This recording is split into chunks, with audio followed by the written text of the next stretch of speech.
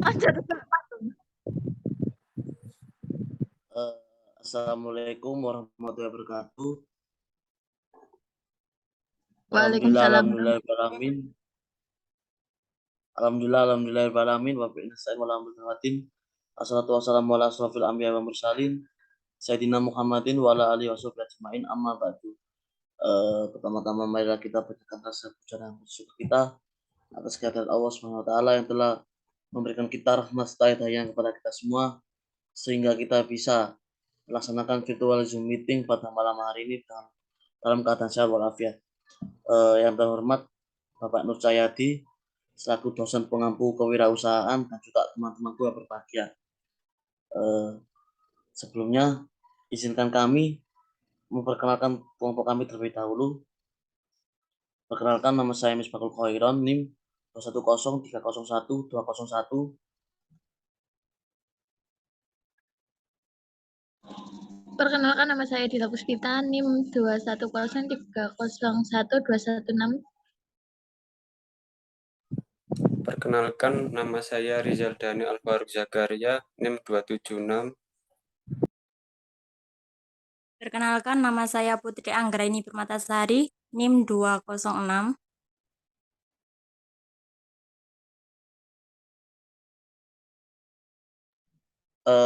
Sebelum kita masuk ke pembahasan, judul yang ingin kami presentasikan yaitu kepemimpinan dan pengambilan keputusan.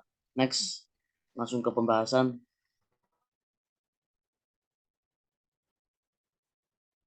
Oke, kepemimpinan. Nah, kepemimpinan mempunyai arti yaitu suatu proses yang dilakukan manajer perusahaan untuk menggerakkan dan mengaruhi para bawahannya dalam kegiatan yang berhubungan dengan tugas agar bawahannya tersebut mau menggerakkan seluruh kemampuannya baik secara pribadi maupun sebagai anggota suatu tim untuk mencapai tujuan yang telah ditetapkan perusahaan. Itu merupakan definisi dari kepemimpinan. Selanjutnya next. Nah, di sini pemimpin mempunyai karakter.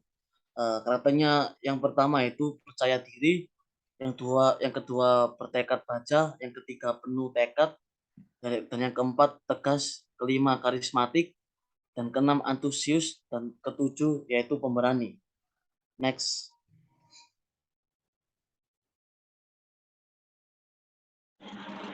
Baik, selanjutnya faktor-faktor kepemimpinan. Faktor kepemimpinan yang pertama, faktor melibatkan orang lain atau bawahan. Seorang pemimpin harus dapat merangkul dan menghargai seluruh bawahannya. Yang kedua, kepemimpinan menyangkut distribusi kekuasaan. Nah, pendelegasiannya kekuasaan atau distribusi kekuasaan dari pemimpin kepada anak buah sesuai dengan tingkatannya sangat mutlak diperlukan jika seorang pemimpin ingin menjalankan fungsinya dengan efektif dan efisien. Yang ketiga, kepemimpinan menyangkut penamaan pengaruh dalam rangka mengarahkan bawahan. Penamaan pengaruh dari pemimpin kepada anak buah akan tercapai apabila seseorang pemimpin mampu memberikan contoh-contoh tindakan yang terpuji, misalnya memberikan contoh disiplin. Seseorang pemimpin harus datang lebih awal dalam setiap kesempatan, mulai dari lebih awal masuk kantor, lebih awal untuk masuk dalam suatu rapat atau acara-acara resmi maupun tidak resmi. Selanjutnya keterampilan kepemimpinan. Keterampilan kepemimpinan yang harus dimiliki seseorang dalam memimpin adalah sebagai berikut. Yang pertama ada technical skill. Technical skill adalah kemampuan untuk melakukan dan atau memahami pekerjaan-pekerjaan yang bersifat operasional atau teknis pekerjaan terutama pegawai baru. Yang kedua, human skill. Human skill kemampuan bekerja sama dengan para bawahan dan membangun tim kerja dengan pendekatan kepada kemanusiaan. Yang ketiga, conceptual skill. Kemampuan untuk menyusun konsep atau berpikir dan mengungkapkan pemikirannya. Seorang pemimpin adalah pemegang perubahan sehingga harus memiliki konsep atau minimal mampu merumuskan misi, visi, strategi serta program unggulan yang jelas dan dapat dipahami oleh seluruh bawahannya. Next. Nah, selanjutnya pengambilan keputusan. Apa sih pengambilan keputusan? Pengambilan keputusan adalah pengambilan keputusan pada dasarnya memiliki satu alternatif dari beberapa alternatif keputusan. Pengambilan keputusan merupakan satu langkah dari langkah-langkah yang lebih panjang dan yang membentuk proses pengambilan keputusan. Proses pengambilan keputusan dimulai dari identifikasi masalah, analisis lingkungan yang relevan, mengembangkan alternatif-alternatif keputusan, memilih alternatif yang paling baik melakukan implementasi keputusan tersebut, dan memonitor keputusan yang sudah diambil.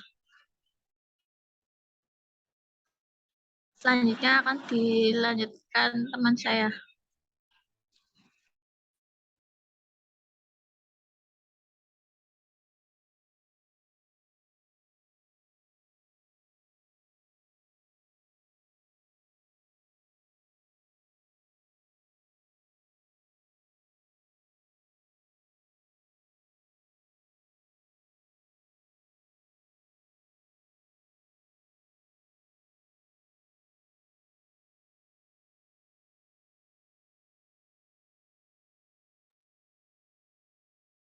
Pengaruh perilaku terhadap pengambilan keputusan.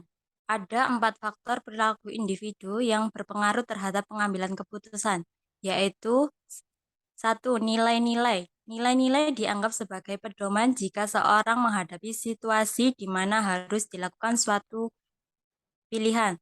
Yang kedua ada kepribadian, yaitu aspek kepribadian ini meliputi sikap, kepercayaan, dan kebutuhan individu. Yang ketiga ada kecenderungan mengambil resiko, yaitu di mana ada yang berani dalam mengambil resiko, ada yang di tengah-tengah, dan ada yang penuh pertimbangan atau kurang berani mengambil resiko. Yang keempat ada disonansi kognitif, yaitu adanya rasa cemas pada pengambilan keputusan terhadap akibat dari keputusan yang diambil. Yang selanjutnya,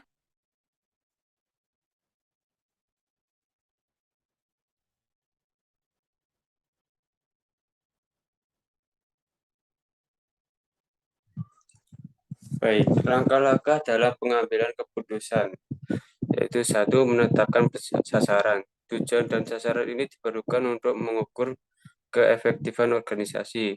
Juga jika tujuan dan sasaran ini ditetapkan dengan jelas, pimpinan dapat mengukur apakah hasil yang dicapainya sesuai dengan tujuan yang ditetapkan sebelumnya. Yang kedua, menentukan persoalan merupakan dasar yang penting untuk menentukan persoalan. Jika prestasi kerja menyimpang dan dari sasaran, timbullah persoalan. Gawatnya persoalan ditentukan oleh besarnya perbedaan antara sasaran yang ditetapkan dan hasil benar-benar dicapai. Ketiga, mengembangkan alternatif, artinya menyusun beberapa pemecahan yang mungkin kemudian dipilih pemecah yang paling baik. Pemecah yang mungkin ini organisasi namakan hiperkembang organisasi. Yang keempat, mengevaluasi alternatif. Dalam setiap pengembalian keputusan, pimpinan mempunyai tujuan memilih alternatif yang memberikan hasil yang paling besar, keuntungannya atau hasil yang paling kecil di kerugiannya. Pimpinan perlu mempunyai pedoman untuk mengadakan perbandingan hasil yang akan diperoleh dari setiap alternatif harus dibandingkan dengan sasaran yang ditetapkan pada langkah pertama. Yang terakhir, yang kelima, memilih satu alternatif. Alternatif yang paling mungkin dapat mencapai sasaran yang telah ditetapkan bahwa keputusan bukanlah tujuan akhir, tetapi hanya satu cara untuk mencapai tujuan. Yang terakhir, melaksanakan keputusan. Pada tahapan ini, seorang pengambil keputusan atau decision maker harus melaksanakan alternatif yang sudah dipilih secara efektif agar sasaran dapat tercapai.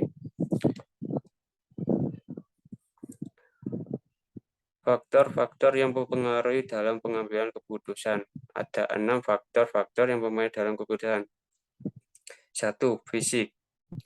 Didasarkan pada rasa yang dialami pada tubuh, seperti rasa tidak nyaman atau kenikmatan, ada kecenderungan menghindari tingkah laku yang menimbulkan rasa tidak senang, sebaliknya memilih tingkah laku yang memberikan kesenangan. Yang kedua, emosional. Didasarkan pada perasaan atau sikap, orang akan bereaksi pada suatu situasi secara subjektif. Yang ketiga, rasional. Didasarkan pada pengetahuan orang-orang mendapatkan informasi, memahami situasi, dan berbagi konsekuensinya. Yang keempat, praktikal. Didasarkan pada keterampilan individual dan kemampuan melaksanakan, seseorang akan menilai potensi diri dan kepercayaan dirinya melalui kemampuan dalam bertindak. Yang kelima, interpersonal. Didasarkan pada pengaruh jaringan sosial yang ada, hubungan antar satu orang ke orang lainnya dapat mempengaruhi tindakan individual. Yang terakhir, struktural.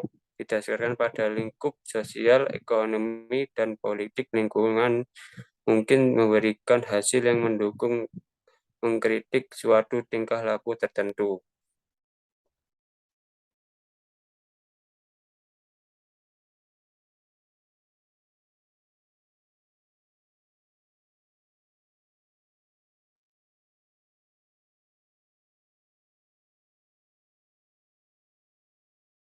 Peran pemimpin dalam pengambilan keputusan.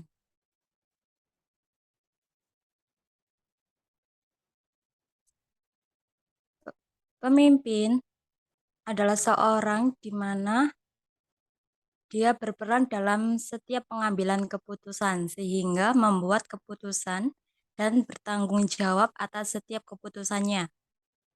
Nah, dalam kegiatan pengambilan keputusan ini merupakan salah satu bentuk rasa tanggung jawab oleh pemimpin sehingga ada beberapa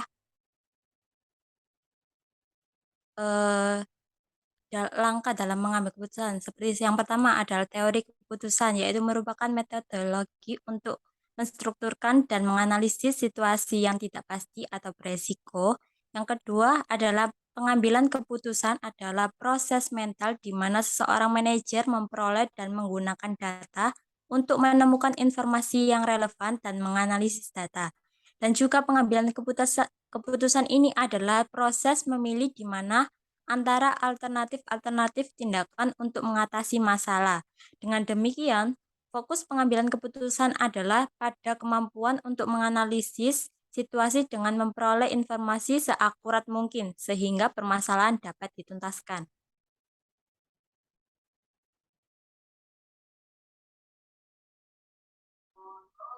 Sekian presentasi dari kelompok kami.